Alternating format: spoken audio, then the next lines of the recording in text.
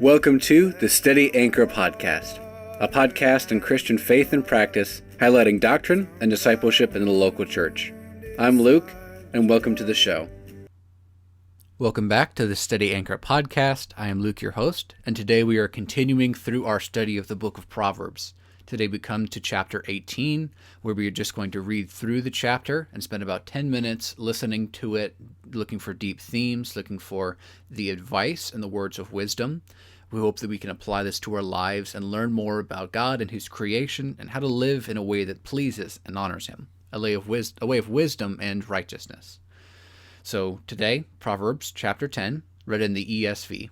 Here we go. Whoever isolates himself seeks his own desire. He breaks out against all sound judgment. A fool takes no pleasure in understanding, but only in expressing his own opinion. When wickedness comes, contempt comes also, and with dishonor comes disgrace. The words of a man's mouth are deep waters. The fountain of wisdom is a bubbling brook. It is not good to be partial to the wicked or to deprive the righteous of justice. A fool's lips walk into a fight, and his mouth invites a beating.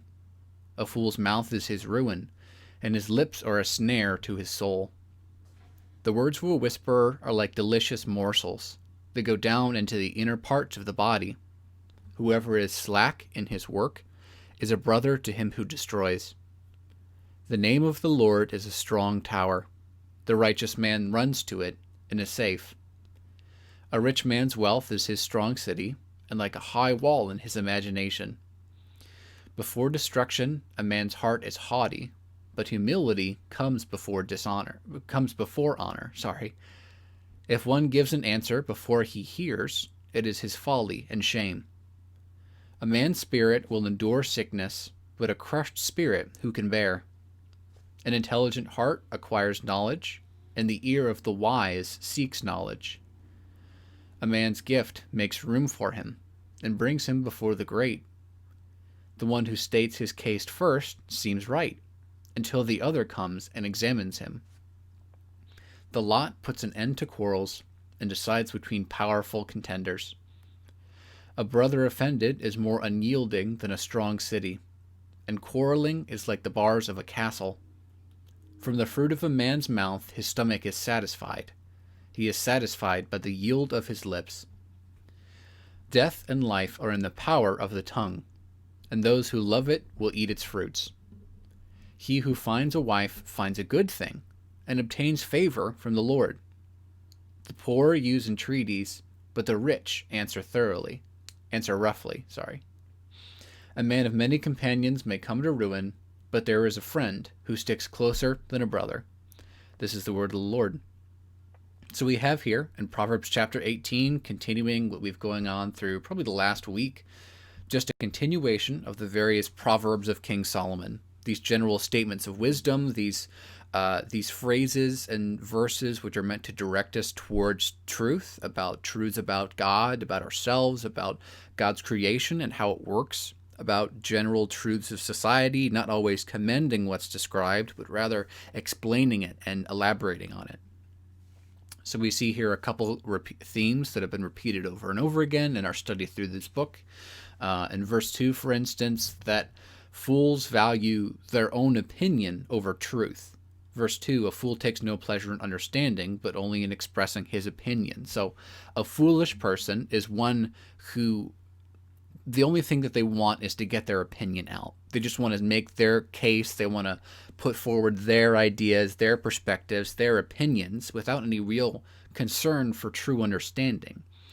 The one who doesn't seek the actual truth, who doesn't seem to know the truth, but only to give what they think is best, that person is a foolish person.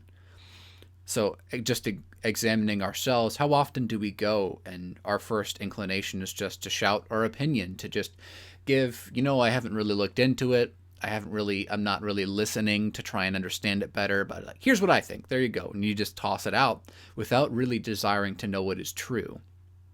And that's a foolish thing to do, and we should be careful to not give our mere opinion without seeking truth. Verses 6 through 7, a foolish tongue, foolish talk invites conflict. A fool's lips walk into a fight. They invite beating. They are his ruin and a snare to his soul. So foolish talk is something that causes conflict. It causes harm. It causes disaster for us. We know that sometimes we speak foolishly and it causes negative repercussions. We say something we don't mean, or say something we do mean but shouldn't say or shouldn't mean, and it causes conflict. It causes trouble. It causes problems. We get in trouble. We get in trouble with our parents or our spouse or our friends or our employer or whatever it may be. We just say things, whatever's at the top of our head without really thinking them through, or we say something that is mean or unpleasant or dishonoring to the Lord, and we invite conflict when we do that. We're basically saying, here I am, it's time for discipline, like just casting out foolish talk. It's an invitation to be disciplined. Verse 10, the name of the Lord is a strong tower. The righteous man runs into it and is safe. So this verse speaks of the way in which we trust in the Lord, that the righteous person is one who relies on the name of the Lord.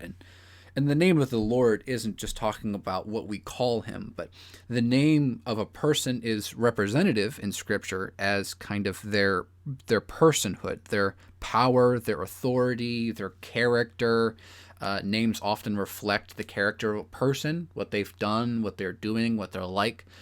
And so for us to say that we trust in the name of the Lord is to say that we place our trust fully in him, that we deem him as trustworthy, that we run to him as our defense, that he is our strong tower, our defense. He is our shield. And this is something the Proverbs, the Psalms, all Scripture testifies of, that the Lord is trustworthy. He is our defense in the day of trouble. He is our strong tower, and he is worth trusting in. Verse 13, we should always be listening before we are speaking. We should be examining all things before just saying the first thing that comes to mind. It says, if one gives an answer before he hears, it's his folly and shame. It's like you're asking someone for their advice, and they're not even listening to the full situation before they're giving an answer. Like, you don't know everything yet. You need to actually listen to me to hear my problem. It's like imagine if you go to the doctor and you're trying to explain their symptoms. You're like, oh, I have a headache, I have a fever, I have the chills, I have X, Y, and Z. And you get 2 sentences into a 2-paragraph explanation, and they're like, oh, yeah, I got it. And a good doctor might have it from a couple of symptoms, but you want them to know at least the whole story before giving a diagnosis. In the same way, if we're answering people, if we're giving responses without actually hearing them out, we're most likely giving foolish answers. It's folly. It's foolishness. And especially if we are always doing that, if we're the kind of person who is never actually listening, not only is that kind of rude and disrespectful, but it's also foolishness and shameful. Verse 17, the one who states his case first seems right, until the other comes and examines him. So this is talking about the principles of justice, or like hearing both sides of the story. You know that maybe sometimes a person will come up to you and be like, hey, this is the thing that happened, and I was wronged by this person. I don't know why. They just came and did this. But then as more details come to light, when you examine both sides of the story, you realize that, well, he wasn't totally honest in the way that he stated that. You'll do that often with children. They'll come and Billy kicked sand at me in the playground, and I didn't do anything. I was just minding my own business. And then you go and talk to Billy and find out that Sally was actually making fun of him, or had kicked sand at him first, and they're both in the wrong at this point. But at least by listening to both sides of the story, you are more aware by hearing both cases. We should never rush into judgment without hearing all the details first. We should never just assume something without actually thinking things through. We should be diligent. We should be wise in the way that we act and discipline. So yeah, that's an important aspect of wisdom that we need to keep in mind. Verse 22. A good wife is a good thing. He who finds a wife finds a good thing and obtains favor from the Lord. This is speaking of finding a spouse, finding one who is pleasant, finding one who is enjoyable, not just like, oh, they're attractive or they're popular, but they are a good spouse. They are a good partner. We'll read more about what a good spouse, what a good wife is later on. Chapter 31 gives a larger explanation of what a good wife looks like. And obviously Scripture has testifying all over the place about what a good wife, what a good husband, what a good spouse, what a good friend is like. But a good wife is a good thing. It's a blessing. It's a favor from the Lord. That finding finding a spouse who loves the Lord, who lives in a way that honors the Lord, who is kind, who is caring, who is generous, who is just, who is forgiving and comforting, and all of these things. Finding the person who reflects the character of Christ and spending your life with that person, that is a great thing. That is a beautiful thing. That is a thing that is a gift from God himself.